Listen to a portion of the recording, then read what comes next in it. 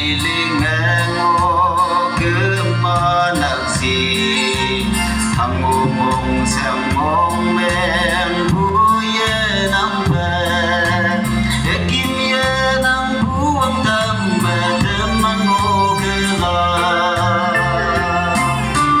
tình yêu em ngô hát praise cả thao lên cầu xin tâm an em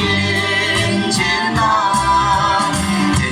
ngô mày sẽ yêu ngô mà yêu ngô na ô yêu tâm mà vui cho vì tâm an em nào em mày em ngô anh ta cao vắng tuổi mây linh là cả ta này em sắp xỉ là nhai đủ vậy mong chẳng chào gì cả ta phải chính vui cơ mà năm ấy em na Christa mê hoàng hay ngôi cu cha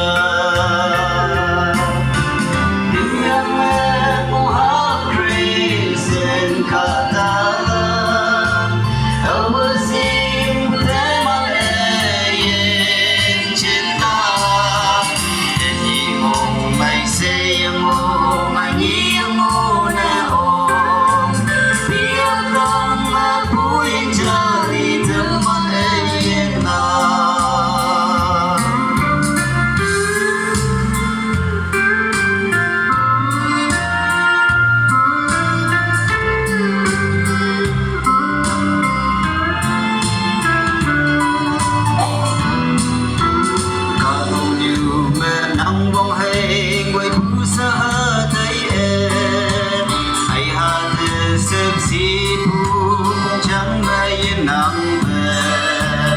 lúa làm mẹ u ta mau em ngô cơ mà linh phải nắng thêm mau phân kia là tình yêu em ngô hát Christian cả thơ lên ông muốn xin một thơ mong em trên nào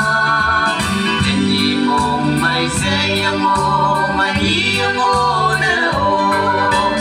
yêu tâm mà vui cho vì tâm man ấy em nào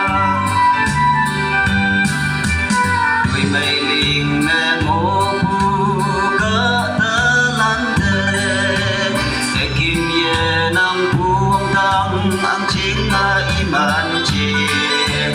đâu khơi ên